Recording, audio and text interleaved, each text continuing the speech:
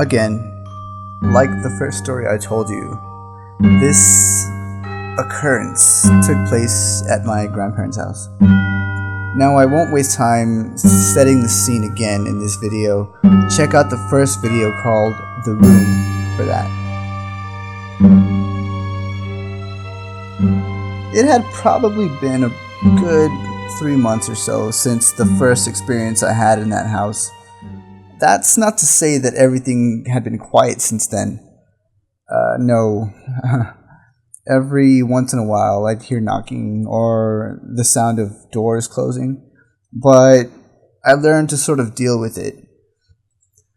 I was okay with that, as long as I didn't have to see anything. Then it happened. It was a gloomy, overcast evening. I was in the kitchen dining room at the table. I had just poured myself a bowl of cereal for dinner, as I often did while staying with my grandparents. I sat quietly at the table, reading the comic strip that came with the newspaper. It must have been around 6:30 or so. It was hard to tell because the clouds hadn't let the sun out all day. There was just enough light coming through the large window in the dining room that I didn't feel the need to switch the lights on just yet. The windows in that house were interesting. I believe they're called sash windows, meaning that they were basically windows made of smaller framed windows. The window led to a view of the backyard. You could see a couple trees and stuff, but what mainly caught my eye were the phone poles and power lines that ran through the yard. As you'd expect, there were often birds perched along them. I never really gave those birds a second thought. So I'm finishing up at the table when I hear a noise at the window.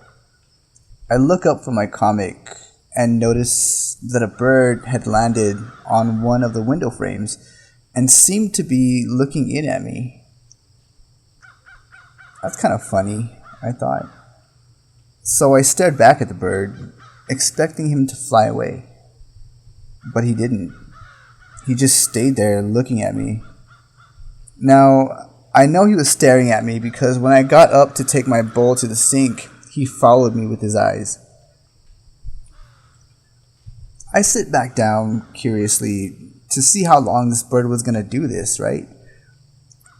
That's when another bird flies down and perches itself on the window. Now I have two birds staring at me. As odd as that was, it still didn't fall out of the realm of ordinary for me.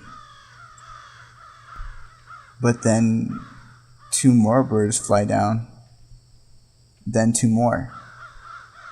Within seconds, there were at least 20 to 30 birds on the window. Then, they slowly start to peck the window at me.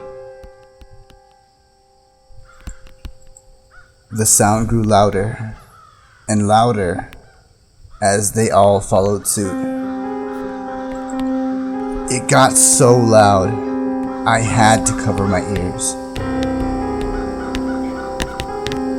I was just about to turn and run out of the dining room when I sensed something behind me.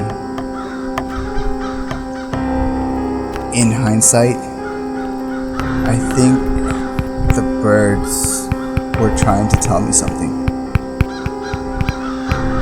I closed my eyes. I couldn't help but recall what I had seen in the room at the end of the hallway. My heart raced.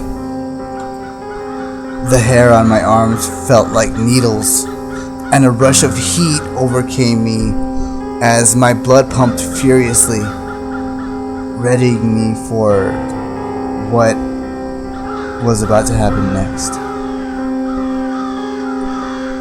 I opened my eyes. Everything felt like it was in slow motion.